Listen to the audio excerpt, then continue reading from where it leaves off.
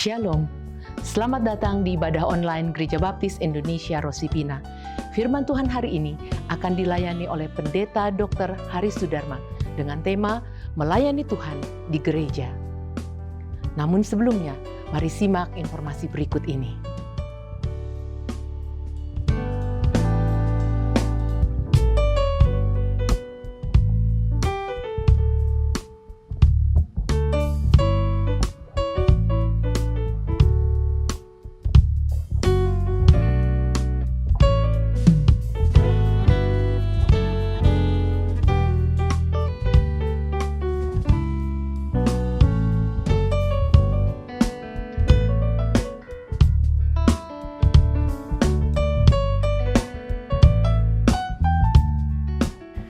Gereja Baptis Indonesia Rosipina mengucapkan selamat ulang tahun bagi jemaat yang merayakannya dalam minggu ini. Siapa saja mereka? Ini dia.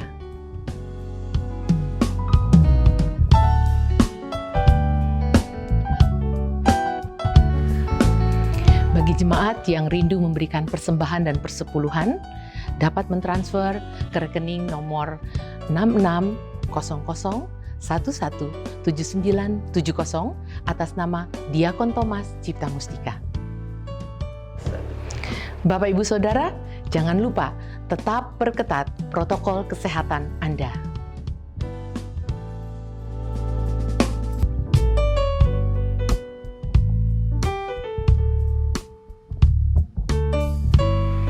Jemaat terkasih, sudah saatnya kita akan beribadah.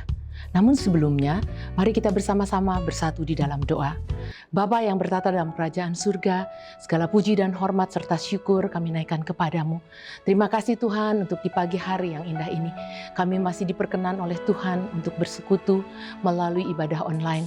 Kami sungguh berterima kasih Tuhan, karena begitu besar kasih dan kemurahan Allah dalam hidup kami.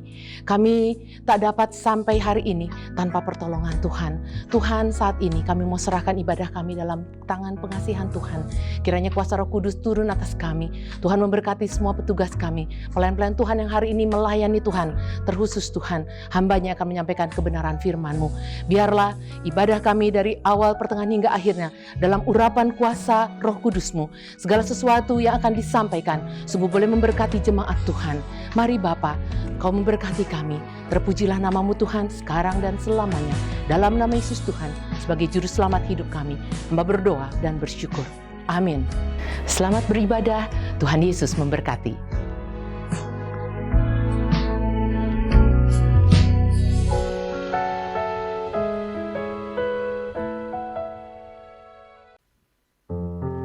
Pujilah Tuhan, hai segala bangsa. Megahkanlah Dia, hai segala suku bangsa. Bagi Dia segala pujian dan hormat serta syukur. Haleluya.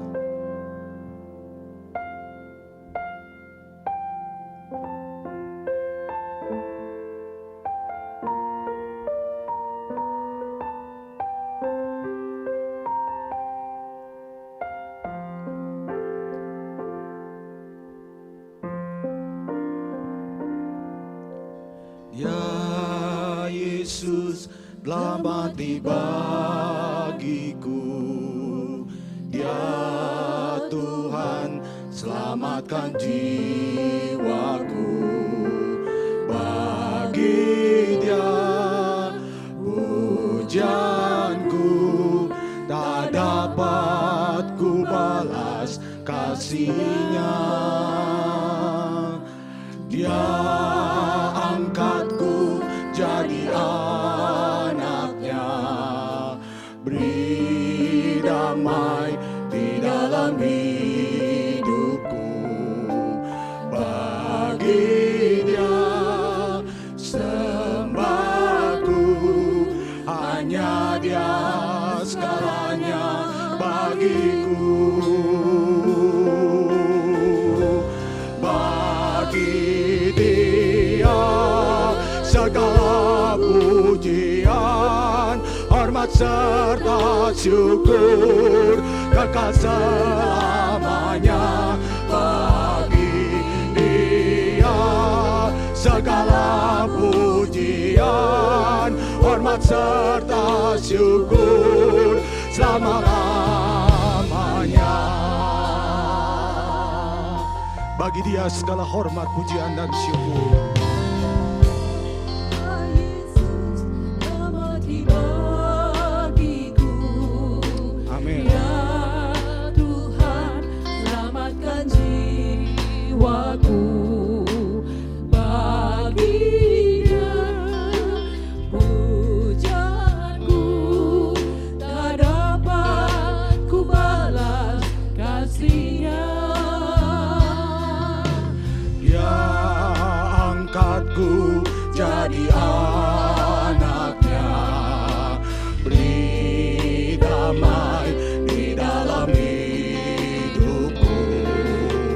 Bagi Dia sembahku, hanya Dia segalanya bagiku.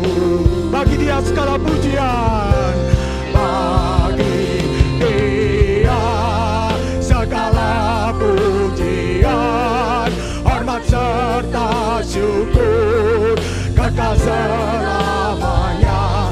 Bagi Dia segala pujian, hormat serta syukur selama-lamanya. Bagi Dia segala pujian, hormat.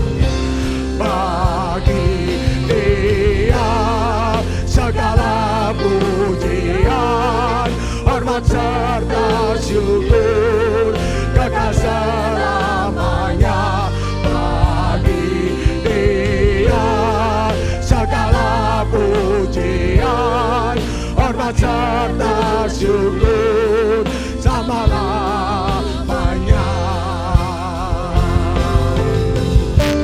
Bagi Dia segala pujian, hormat serta syukur kekal selamanya.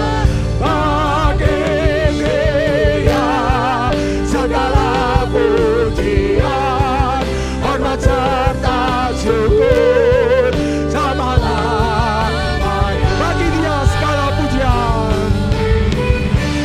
Bagi Dia segala pujian, hormat serta syukur kekal selamanya. Bagi Dia segala pujian, hormat serta syukur selama-lamanya. Selama-lamanya. Selama-lamanya.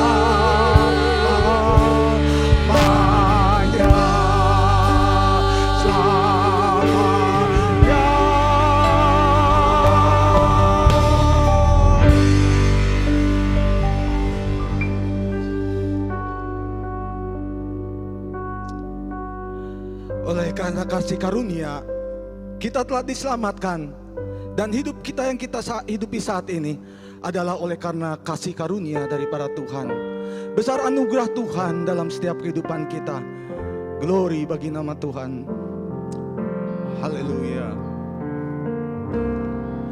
Besar anugerah-Mu, berlimpah kasih-Mu,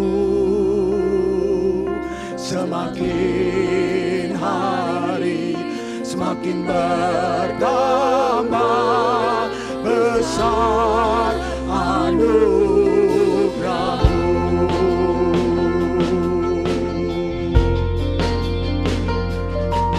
besar anugerah-Mu, berlimpah kasih-Mu, semakin hari semakin bertambah. Besar anugerah-Mu, besar anugerah-Mu,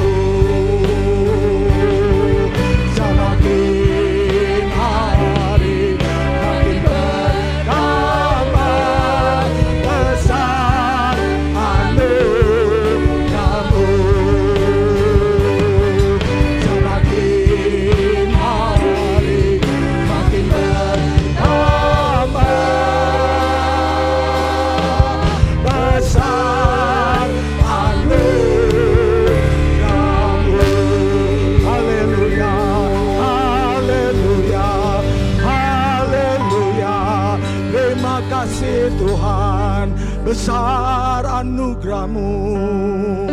Haleluya. Besar anugerah-Mu Tuhan, besar kasih setia-Mu. Terpujilah nama-Mu ya Tuhan, Allah yang besar, Allah yang perkasa, Allah yang ajaib. Haleluya. Kami bersyukur Tuhan untuk pagi ini, kalau kami boleh berkumpul bersama-sama dalam berkat anugerah dan rahmat kasih-Mu. Biar hadirat-Mu melingkupi rumah demi rumah yang beribadah pagi ini. Biar lawatan Tuhan terjadi atas mereka. Di dalam nama Tuhan Yesus Kristus kami bersyukur dan berterima kasih. Haleluya, haleluya, amin. Shalom, selamat pagi Bapak Ibu Saudara sekalian di rumah. Kita bertemu kembali dalam ibadah pagi ini. Saya percaya saudara-saudara diberkati Tuhan pagi ini. Oleh karena Tuhan kita adalah Allah yang baik, amin. Mari kita bersukacita lewat pujian ini. Allah itu baik.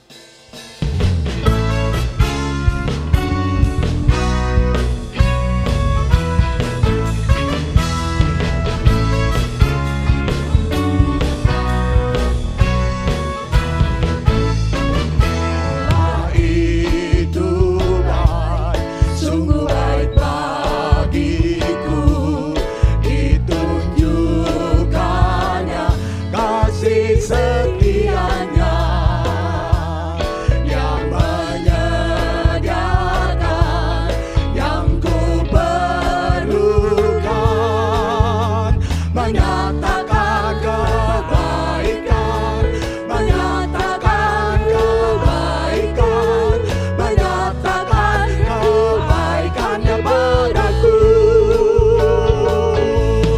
Kasih setianya tak pernah berubah, dulu, sekarang, dan selamanya.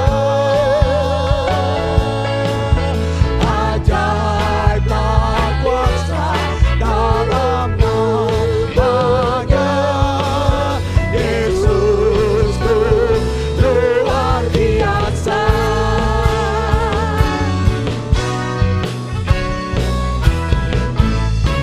Allah itu baik, sungguh baik bagiku. Ditunjukkannya kasih setianya yang menyediakan yang ku perlukan, menyatakan kebaikan, menyatakan kebaikan, menyatakan kebaikannya padaku. Kasih setianya tak pernah berubah, dulu, sekarang, dan selamanya. Ajaiblah kuasa dalam namanya, Yesusku luar biasa. Kasih setianya, kasih setianya tak pernah berubah, dulu, sekarang, dan selamanya. Ajaiblah kuasa dalam namanya, Yesusku luar biasa. Yesusku luar biasa. Yesusku luar biasa. Yesusku luar biasa. Ajaib, sungguh ajaib kuasanya bagiku. Ajaib, sungguh ajaib anugerahnya dalam hidupku.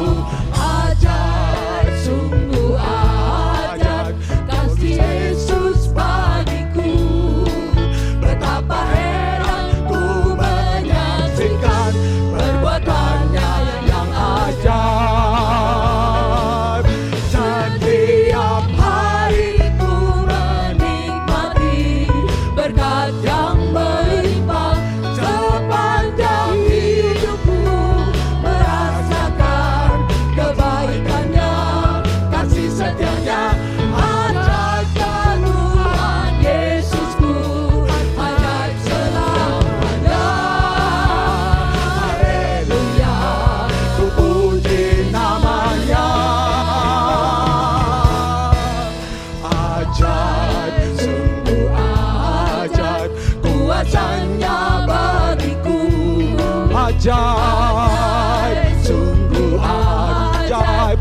anugerahnya dalam hidupku. Ajaib, sungguh ajaib kasih Yesus bagiku. Betapa heran ku menyaksikan perbuatannya yang ajaib.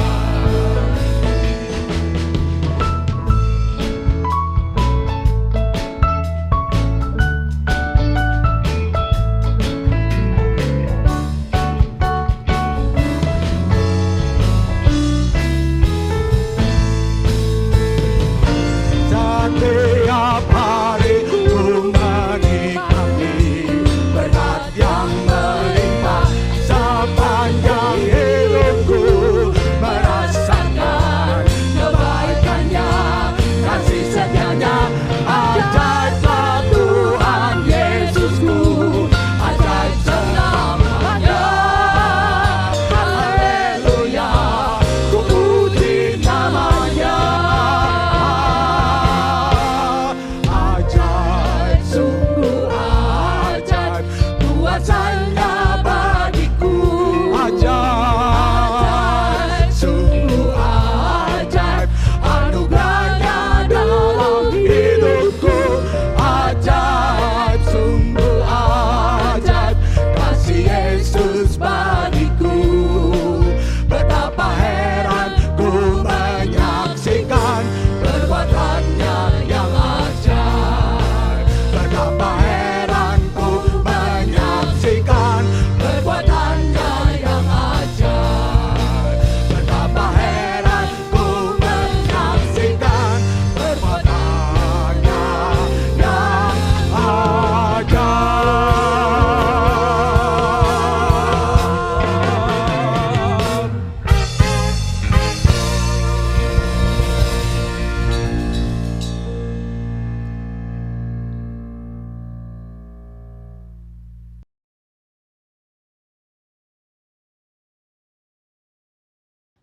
Selamat pagi, mari kita berdoa bersama-sama.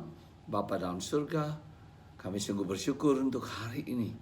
Kami bisa berkumpul kembali, belajar bersama-sama, mendengarkan Kau berbicara kepada kami dan mengajar kami. Supaya kami lebih mengerti akan apa yang Kau rencanakan dalam hidup kami. Dan bagaimana kami biar bersikap sebagai anak-anak Tuhan yang berkenan dan menyenangkan hati Bapa.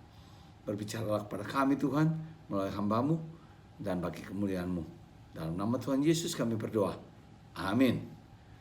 Wow, bulan ini menjadi bulan istimewa buat saya. Karena apa? Minggu ini saya resmi menginjak usia pensiun menurut peraturan yang ada di Amerika ya. 65 tahun.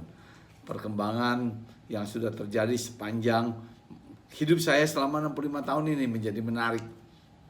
Ya, sekarang tahu sudah setua gini. Dulu masih ingat ketika di PKMB bersama dengan Pak Peter, kita main-main ya. Ketemu dengan Susan, ketemu dengan Frankie, ya walaupun lebih muda dari saya gitu ya. Ya, tetapi kita pernah bersama-sama di satu level. Dan sekarang ya mau mengucapkan juga selamat buat Bu Susan dan Pak Wiwi yang sudah menjadi grandpa, grandma ini. Kalau saya sudah, cucu kami yang besar sudah masuk high school sekarang. Tapi ini pertumbuhan dari kehidupan kita. Dari kecil, terus menjadi anak-anak, menjadi remaja, menjadi dewasa, dan menjadi tua. Semua bertumbuh sesuai dengan aturan yang harus ada. Supaya menjadi baik dan tertib. Nah, ketika kita berbicara mengenai pertumbuhan, perkembangan yang baik, gereja juga, kita membicarakan sebagai gereja juga harus bertumbuh, harus berkembang, harus bersinergi supaya menjadi baik. Di dalam pertumbuhan, dalam pembicaraan mengenai gereja, ada dua imagery, gambaran yang paling sering dipakai, yaitu pertama, tubuh Kristus yang disebut gereja. Yang kedua adalah bangunan Kristus yang katakan bangunan Allah yang fondasinya adalah Kristus dan dibangun menjadi bangunan yang indah dan kokoh dan kuat. Nah, secara khusus di dalam kitab Efesus pasal yang keempat, sebenarnya seluruh kitab Efesus bicara mengenai gereja. Tetapi gambarnya yang dipakai lebih kepada tubuh Kristus.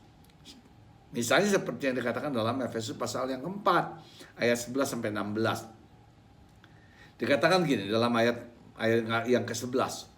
Dan ialah, yaitu Kristus, yang memberikan baik rasul-rasul maupun nabi-nabi, baik pemberita-pemberita Injil maupun gembala-gembala dan pengajar-pengajar. Nah, dimulai dengan sesuatu yang menarik karena dia bicarakan adalah satu sistem yang harus terjadi di dalam gereja.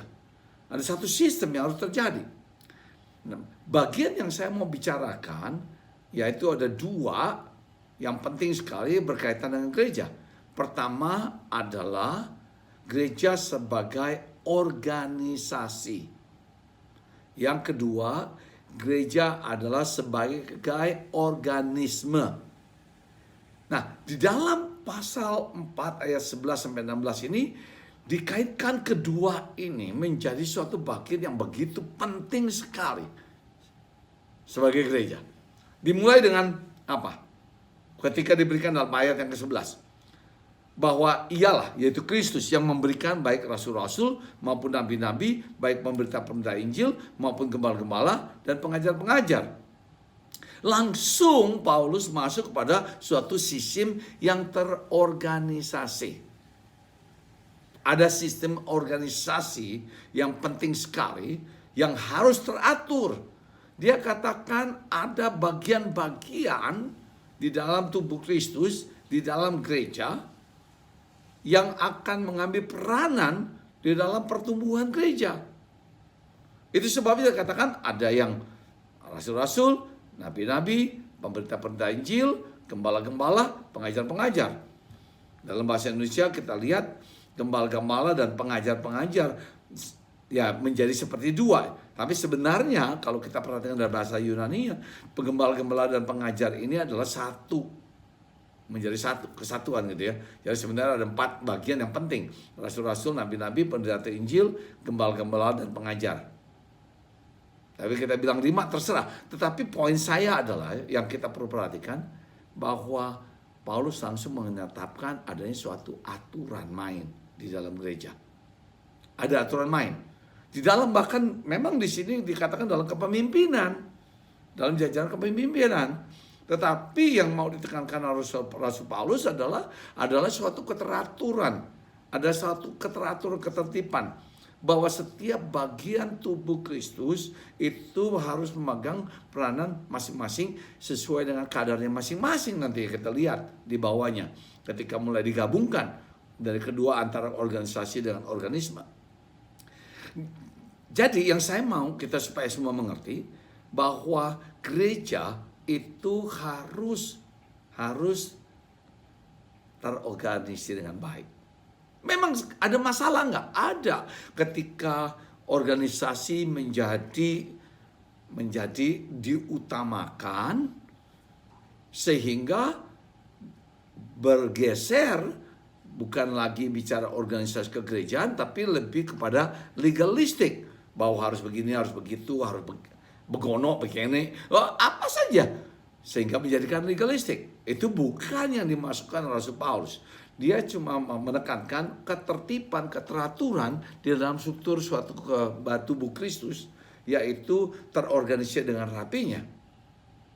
Sehingga saya katakan kita semua sebagai jemaat, sebagai bagian dari tubuh Kristus, harus mengerti betapa pentingnya kita mengambil peranan masing-masing. Peranan masing-masing. Jadi misalnya, tangan berperan sebagai tangan. Tangan tidak boleh, ya gimana sih? Tangan berperan jadi kaki, kaki jadi tangan. Kita kalau jalan pakai tangan, kalau makan pakai kaki. Nggak mungkin deh, nggak mungkin benar. Semua ada aturannya. Tapi semua harus masuk sesuai dengan kadar yang Tuhan tetapkan buat kita masing-masing. Teratur, tertib. Ada posisi-posisinya. Kita harus ambil bagian kita.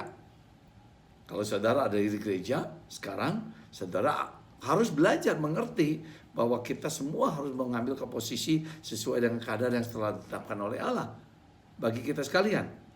Nah, kesemuanya ini untuk memperlengkapi orang-orang kudus bagi pekerjaan pelayanan, bagi pembangunan tubuh Kristus.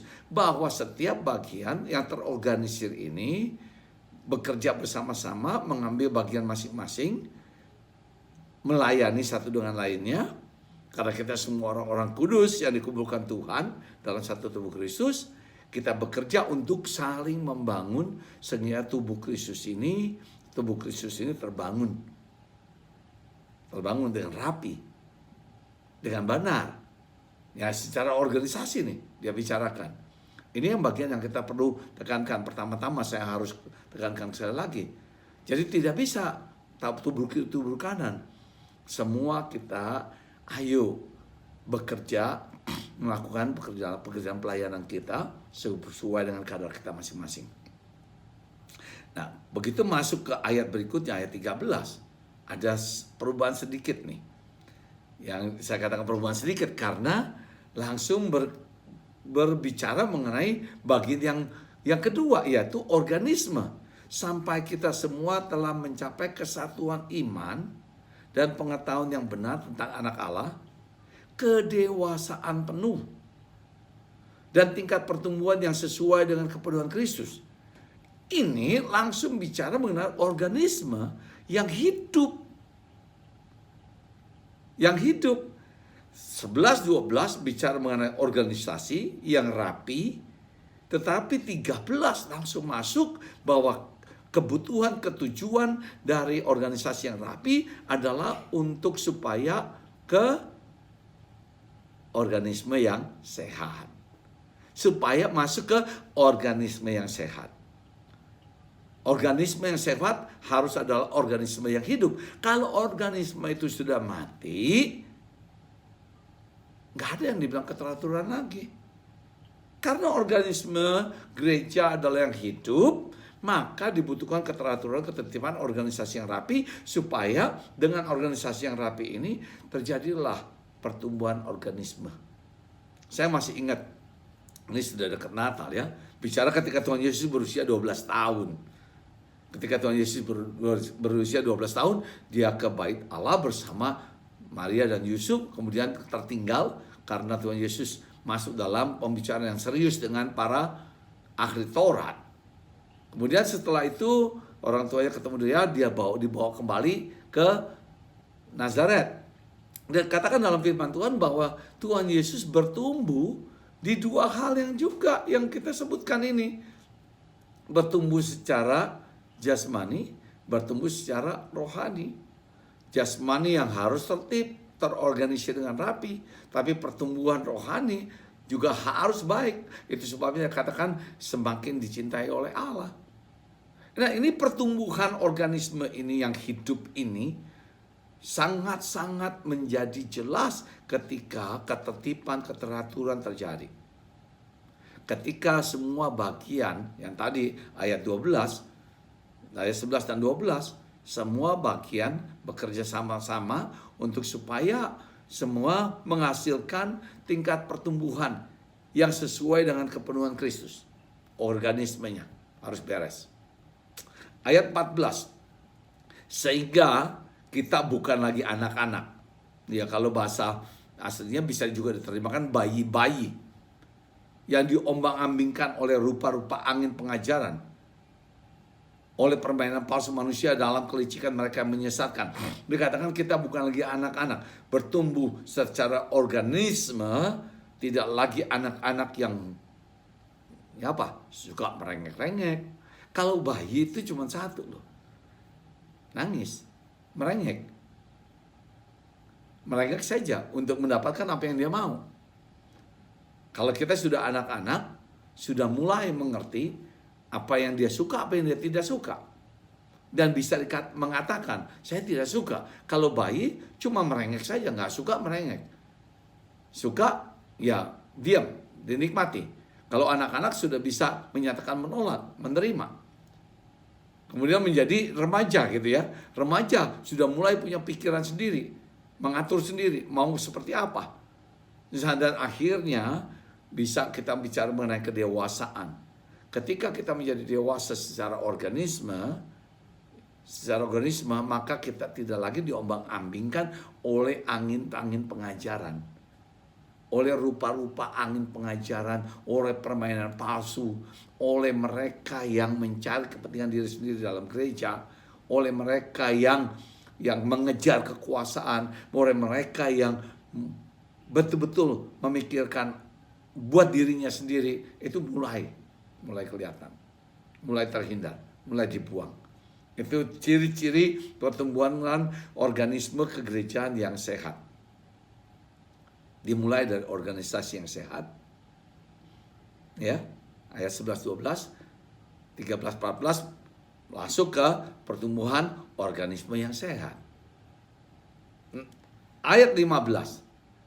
Tetapi dengan teguh berpegang kepada kebenaran dalam kasih, kita bertumbuh di dalam segala hal ke arah Dia, Kristus yang adalah kepala. Nah, masuk lagi nih bicara mengenai pertumbuhan organisme, tetapi juga dengan ayat 16, dan daripadanya lah seluruh tubuh yang rapi tersusun dan diikat menjadi satu oleh pelayanan semua bagiannya, sesuai dengan kadar pekerjaan tiap-tiap anggota, menerima pertumbuhannya dan membangun diri dalam kasih. Nah, masuk ke bagian ini menjadi bagian yang penting sekali, 15-16. Bagaimana kedua ini dikombinasikan oleh Paulus antara organisme dan organisasi. Antara organisme yang bertumbuh dan yang terorganisir. Tujuannya cuma satu, supaya semua kita, ayat 15, bertumbuh ke arah Dia yang adalah kepala, sebagai kepala dan kita tubuhnya. Kalau sesuai dengan proporsinya, pertumbuhan itu sesuai dengan proporsi Kristus yang adalah kepala, maka gereja akan bertumbuh sebagai organisme yang kemudian ditutup dengan ayat 16, tersusun rapi. Tersusun rapi. Saya masuk, 2 bulan yang lalu, bulan Juni, awal Juli, saya terkena COVID. Ya, kalian semua juga mungkin sudah dengar terkena COVID, dan bersyukur karena jemaat Sepina bersama-sama mendoakan saya supaya diberikan kesembuhan. Nah, COVID ini kan gini, COVID ini adalah organisme loh yang menyerang tubuh saya, yang mengganggu pertumbuhan organisme lainnya di dalam tubuh saya. Ketika virus COVID ini masuk dan berkembang, maka terjadilah yang saya katakan infeksi yang berat yang saya alami. Sesudah 1 minggu saya terkena COVID, saya mulai merasa tidak enak nafasnya. Dan periksa saturasi, ternyata saturasi saya di bawah 95, walaupun masih di atas 90. Banyak orang bilang, masih gak apa-apa. Tapi kemudian karena menantu saya seorang perawat, dia bilang gak bisa, harus ke rumah sakit. Waktu ke rumah sakit, saya dengan istri dua-duanya kena COVID. Di rumah sakit periksa darah, dan diperiksa CT scan paru-paru. Nah, di situ baru kita bisa melihat ada sesuatu yang tidak beres dengan saya. Istri saya dikatakan memang ada virusnya, tetapi tinggal sedikit sekali di bagian bawah dari paru-parunya. Kemudian diperiksa darah untuk diketahui seberapa jauh infeksi di dalam paru-parunya. Nah, menurut standar kedokteran, bahwa infeksi itu yang masih dianggap normal itu batasannya dari sampai 5, dan istri saya 10. Tapi dokter bilang kalau 10 sudah jauh membaik, sudah boleh pulang, tidak perlu harus menginap di rumah sakit. Pulang istri saya. Nah, kemudian saya begitu diperiksa toraknya, ternyata ada pertumbuhan yang tidak sehat di paru-paru saya, yaitu pertumbuhan virus yang menyebar di paru-paru. Pertumbuhan virus yang menyebar. Dan diperiksalah yang namanya infeksi itu. Nah, pertumbuhan virus ini menyebabkan infeksi. Ternyata infeksi saya itu hampir 149. Tinggi sekali. Dan dokter sudah langsung bilang, tidak boleh pulang, harus isolasi, harus dirawat di rumah sakit, karena ini berbahaya. Wow. Masuklah saya ke rumah sakit. Wow, itu dibombardir dengan antivirus, bukan antivirus komputer ya, antivirus dalam tubuh saya, dikasih antibiotik supaya infeksi-infeksinya bisa hilang, dan dikasih vitamin, waduh, saya bilang itu selama 8 hari dibombardir dengan obat-obatan untuk membunuh kuman-kuman virus yang ada dan juga bakteri-bakteri yang ikut, yang bisa menyebabkan saya menjadi sakit. Sehingga ada 2 jenis, yaitu antivirus dan antibakteri, antibiotik namanya. Segala yang bisa menyebabkan saya sakit, ini harus disingkirkan semua. Setelah 7 hari diperiksa lagi hari ke-8, ternyata semuanya saya punya infeksi sudah turun sampai 15. Dari 149 sampai ke 15. Jadi tinggal 10% infeksinya. Wow. Dokter bilang sekarang walaupun belum sembuh total, tetapi sudah boleh pulang. Hari ke-8 pulang. Terus hari ke-12 diperiksa sudah negatif. Ini cerita yang dibilang negatif yang paling positif nih. Kalau positif adalah sangat negatif. Kalau bicara mengenai COVID. Nah, kenapa saya bawakan ini? Karena bagian dari organisasi maupun organisme yang tidak sehat itu menjadi penyakit. Ketika kita bicara gereja sebagai organisasi, dimasuki unsur-unsur yang tidak sehat, salah satunya adalah kepentingan pribadi dalam organisasi, masuk dan mengejar kebutuhan kepentingan pribadi, itu akan mengganggu stabilitas di dalam tubuh Kristus, di dalam gereja. Sama seperti tubuh manusia, ketika dimasuki unsur-unsur yang tidak baik kepada diri saya, yaitu yang dikatakan virus yang masuk ke tubuh saya, mengganggu jalannya sistem yang ada dalam tubuh saya. Yang tadinya rapi, sekarang adanya gangguan, yang kita bilang virus itu masuk, mengganggulah seluruh sistem itu. Ketika seluruh sistem yang tadinya berjalan rapi terganggu oleh adanya virus, maka bukan saja secara jasmani, tetapi akan mengganggu lebih jauh lagi kepada organisme yang ada juga. Itu sebabnya tadi dikatakan selain antivirus, saya dikasih antibiotik yang berat supaya dua-duanya ini, yaitu baik dari segi ya organisasinya maupun dari segi organismenya itu bisa dibereskan, dikembalikan menjadi normal. Segitu pentingnya saya membawakan gambaran ini. Ketika kita dalam tubuh Kristus, ada orang-orang yang tidak mengambil bagian yang semestinya dan menyalahi aturan yang ada secara organisasi, itu akan merusak, mengganggu bagian-bagian yang lainnya.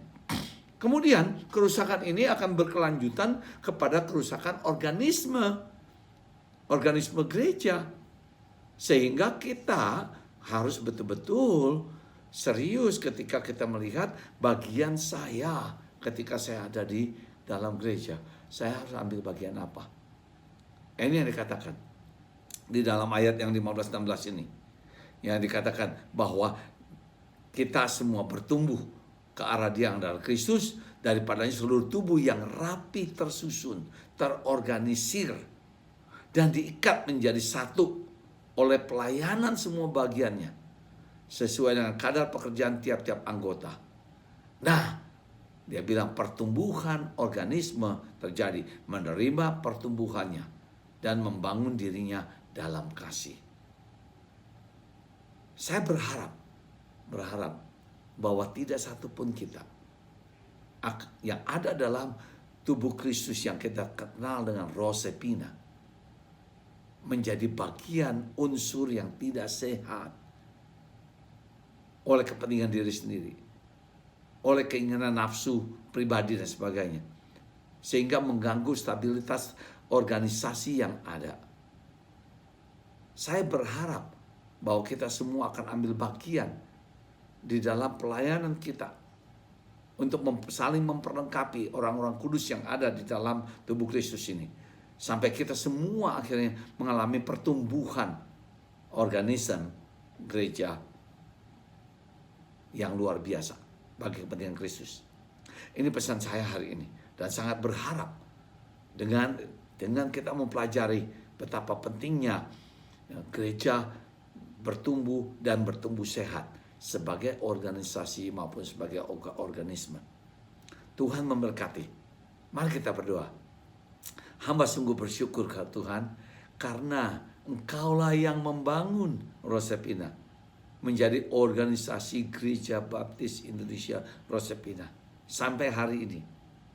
Dan di dalam organisasi ini Engkau mengambil bagian yang paling penting sebagai kepala dari tubuh Kristus ini untuk bertumbuh berkembang menjadi sehat kuat sebagai organisme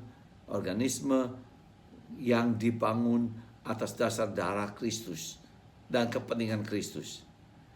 Biarlah setiap kami Tuhan yang ada di dalam jemaat ini, yang Kau kumpulkan sebagai bagian dari anggota tubuh Kristus, bekerja bersama-sama secara teratur, mengambil bagian kami sesuai dengan kadar kami masing-masing,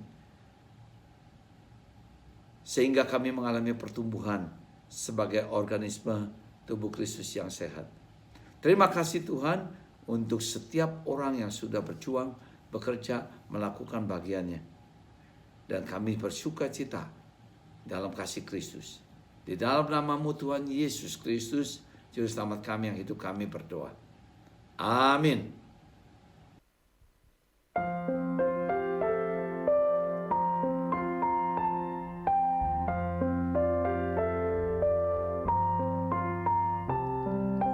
Jesus, my Lord, will love me forever. From Him no power of evil can save her. He gave His life to ransom my soul. Now I belong to Him. Now I belong to Jesus. Jesus belongs to me. Not for the years of time alone, but for eternity.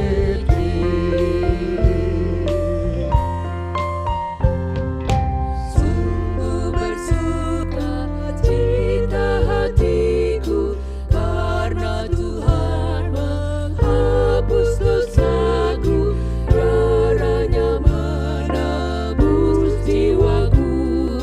Sekarang ku miliknya,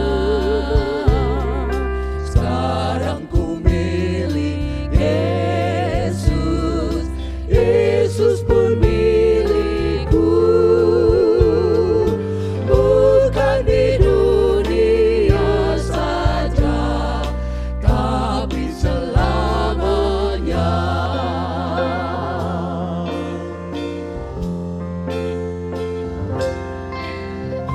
Thank you, Lord, for saving my soul. Thank you, Lord, for making me whole. Thank you, Lord, for giving to me thy great salvation, so rich and free.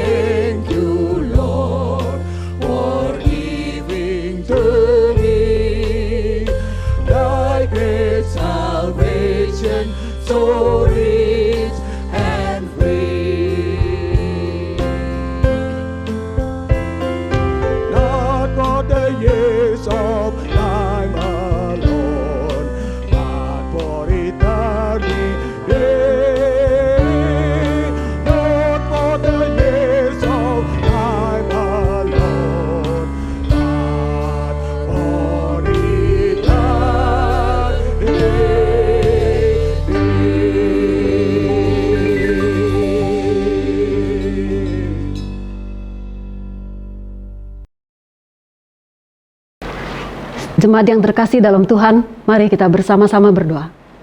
Bapak Surgawi, kami bersyukur, terima kasih untuk siang ini Bapak. Kalau kami sudah bersama-sama berbakti di rumah-Mu Tuhan, kami boleh mendengarkan sebagian daripada kebenaran firman-Mu. Kami boleh memuji nama-Mu. Biarlah semuanya itu hanya untuk kemuliaan nama Tuhan. Dan biarlah firman Tuhan yang disampaikan sungguh boleh menjadi berkat bagi setiap jemaat yang mendengarnya. Terima kasih Tuhan untuk hamba-Mu yang sudah menyampaikan kebenaran firman-Mu. Siang ini Tuhan, kami juga ingin berdoa Bapa khususnya buat bangsa dan negara kami. Terima kasih Tuhan Yesus, Engkau sudah menolong negara kami sampai saat ini. Di tengah-tengah situasi pandemi Tuhan, kami bersyukur Tuhan masih menjaga Indonesia. Kalau saat ini Tuhan kami sudah berada dengan PPKM di level pertama, kami bersyukur itu semuanya karena turut campur tangan Tuhan dalam setiap doa yang disampaikan oleh anak-anak-Mu. Kami tetap terus berdoa buat negara dan bangsa kami. Kiranya Allah yang tetap terus melindungi dan menjaga negara Indonesia agar kami boleh lepas Tuhan dari pandemi ini. Dan segala ramalan yang dikatakan akan terjadi gelombang 3 di Nataru, tapi kami serahkan ke dalam tangan Tuhan. Biar Engkau sendiri yang membatalkannya Bapa, di dalam nama Yesus. Tidak akan terjadi gelombang 3 di negara kami. Kami serahkan Tuhan sekali lagi bangsa dan negara kami. Kami serahkan Tuhan Yesus pemerintahan kami. Pak Jokowi dengan pemerintahannya Bapa. Kiranya Allah yang terus memberkati dan melindungi beliau Tuhan. Kami bersyukur untuk seorang presiden yang boleh memimpin dengan hati yang baik. Dengan hati yang penuh kasih. Yang memberikan keadilan dari Sabang sampai Merauke. Terima kasih Tuhan. Biarlah Allah terus yang melindungi pemerintahan kami, Allah yang melindungi presiden kami dengan jajaran kabinetnya sampai di akhir tahun, sampai di tahun 2024 agar mereka dapat menyelesaikan dengan baik. Kami serahkan Tuhan untuk tahun 2024 untuk kembali terpilihnya seorang pemimpin di Indonesia. Biar Allah juga akan memberikan seorang pemimpin yang sungguh takut akan Tuhan, yang mengasihi bangsa dan negaranya. Kami serahkan ke dalam tangan Bapa, biar Allah turut campur tangan agar terpilih seorang pemimpin yang baik, yang mengasihi bangsa ini dan yang takut akan Tuhan. Terima kasih Tuhan, terima kasih. Hamba juga siang ini Tuhan ingin menyerahkan terus jemaat Rosipina ke dalam tangan Tuhan. Biar Engkau sendiri yang memeliharakan jemaat ini. Terima kasih Tuhan, 1,5 tahun lebih kami tidak dapat bertemu. Kami tidak dapat berbakti bersama-sama. Tapi Allah yang Maha Kasih tetap memeliharakan jemaat kami. Biarlah jemaat Rosipina tetap ada dalam persatuan dan kesatuan. Para pemimpin tetap terus dapat bersatu dan tetap terus dapat bersemangat melayani Tuhan pekerjaan-Mu di tempat ini. Terima kasih Bapa untuk pemimpin-pemimpin yang Tuhan sudah taruh di tempat ini, yang mempunyai hati yang mengasihi Engkau. Dan biarlah Allah juga yang terus memimpin jemaat dan para pemimpin negara ini di gereja kami Tuhan, baik kesehatannya, baik pekerjaannya, apapun itu yang dilakukan, Allah memberkati, Allah menyertai. Terima kasih Tuhan Yesus, Engkau sangat baik. Kami bersyukur sekali lagi Bapa untuk segala kebaikan Tuhan yang Allah beri buat hidup kami sampai saat ini.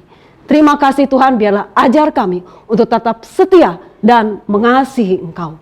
Terpujilah nama-Mu Tuhan, di dalam satu nama, nama Yesus Kristus, hamba-Mu berdoa dan bersyukur. Haleluya. Amin.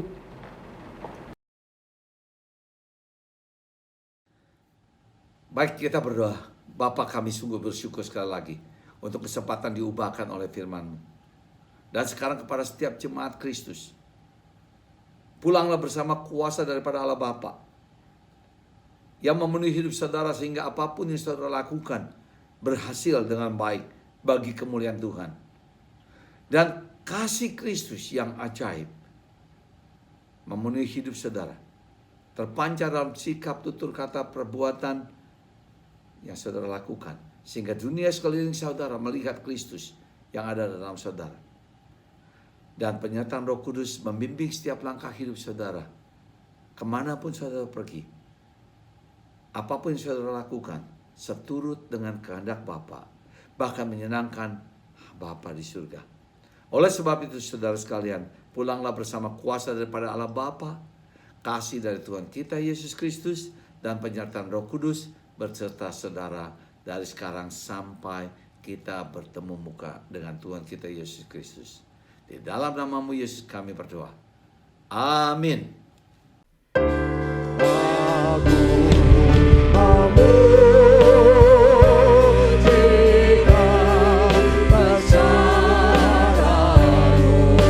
Ajaib Tuhan, ajaib Tuhan. Ajaib Tuhan, ajaib Tuhan. Ajaib Tuhan, ajaib Tuhan. Aku memujikan bersamamu.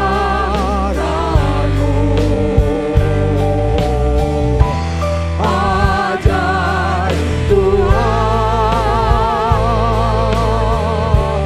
ajaib Tuhan. Aku memujikan bersamamu. Ajaib Tuhan, ajaib Tuhan. Ajaib Tuhan, ajaib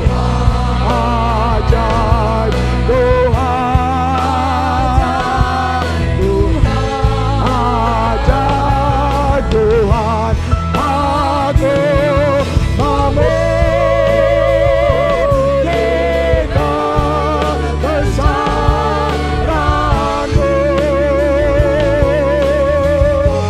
Ajaib Tuhan, ajaib Tuhan, ajaib Tuhan, ajaib Tuhan, ajaib Tuhan,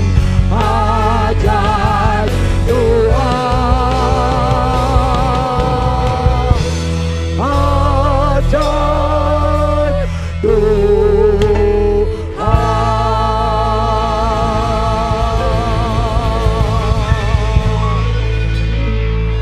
Haleluya, haleluya. Ibadah kita sudah selesai. Kita akan bertemu minggu depan dalam ibadah yang sama. Tuhan Yesus memberkati kita sekalian. Amin.